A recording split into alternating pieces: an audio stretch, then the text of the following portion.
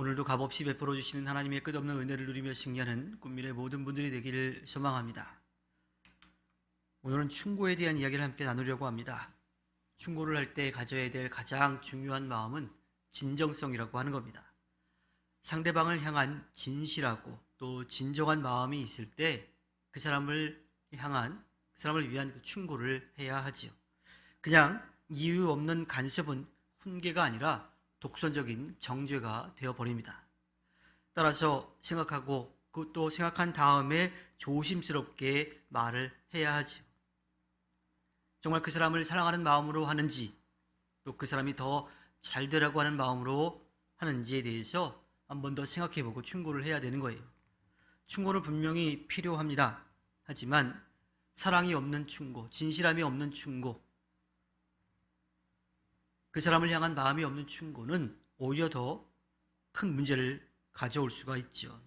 따라서 그 사람을 향한 그 마음을 표현할 때 정말 사랑의 마음이 있는지 진실한지 또 그 사람이 들을 준비가 되어 있는지를 다 살핀 다음에 조심스럽게 이야기를 해야 합니다. 충고할 때 정말 객관적으로 맞는 이야기인지 그 사람을 진심으로 위하는 것인지 혹은 내 감정, 내 마음에 들지 않아서 개인적인 감정을 표출하려고 하는 것은 아닌지 분명하게 살펴야 된다고 하는 거죠. 오늘 말씀 가운데 충고에 대해서 강조하는 것은 들을 준비가 되어 있는 사람들에게 충고하라고 하는 거예요. 지혜로운 사람은 충고를 잘 듣습니다. 왜냐하면 자신이 더 잘 되고자 하는 그러한 마음, 열정이 있어요. 또 자기 자신을 사랑하는 거죠. 그리고 함께 어우러지고 싶은 그러한 마음들이 있어서 이 방법이 더 좋겠다라고 말을 했을 때 그러네 하고 그 말을 들을 수가 있어요. 그런데 마음 자체가 열려있지 않으면 다른 사람들은 상관없이 그냥 내 뜻대로 내 마음대로 하겠다. 당신은 가만히 있어라, 조용히 해라 라고 하는 마음, 닫힌 마음을 가지고 있는 사람에게 아무리 충고를 해도 소용이 없다라고 하는 거예요. 어리석은 사람에게 수백 번의 충고를 해도 소용이 없고 오히려 다툼만 생기게 됩니다. 마태복음 7장 6절에서 진주를 돼지에게 주지 말라고 말씀하고 있어요. 깨달을 수 없는 존재에게 아무리 귀한 것을 준다 하더라도 그 가치를 몰라요. 그리고 오히려 자기에게 필요한 거 주지 않았다고, 먹을 거 주지 않았다고 그것을 준 사람을 해하는 경우도 있을 수 있는 거지요. 그 깨달을 수 없는 존재에게 귀한 것을 주어도 고마워하지도 않을 뿐만 아니라 오히려 몸을 상하게 하는 공격을 할 수도 있기 때문입니다. 그러니까 충고를 할 때에도 자기 자신도 그 사람을 사랑하고 진실한 마음으로 대해야 하지만, 그렇게 말해야 하지만 그 말을 들을 수 있는 준비가 되어 있는지도 분명히 알고 해야 된다고 하는 거예요. 우리는 늘 들을 수 있는 귀를 열어두어야 합니다.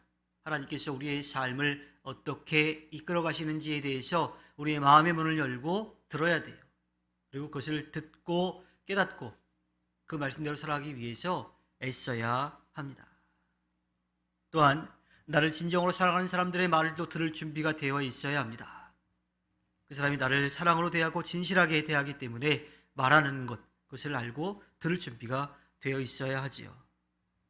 따라서 우리는 충고를 들을 귀를 열어두어야 하고 또 충고를 할 때에도 그 사람을 사랑하고 진실한 마음으로 충고할 수 있어야 합니다. 진정성과 사랑의 동기 그리고 말하는 방법도 굉장히 중요하죠. 그러한 마음이지만 그냥 직설적으로 말을 해버리면 듣는 사람, 마음의 문을 열고 들으려고 했던 사람도 마음의 상처를 받는 일이 생기기 때문입니다. 우리는 이 땅에서 하나님의 말씀에 귀를 기울여야 하고 다른 사람들의 말을 들을 준비도 되어 있어야 하고 또 다른 사람에게 진심 어린 충고를 할 수 있는 그런 지혜도 필요합니다.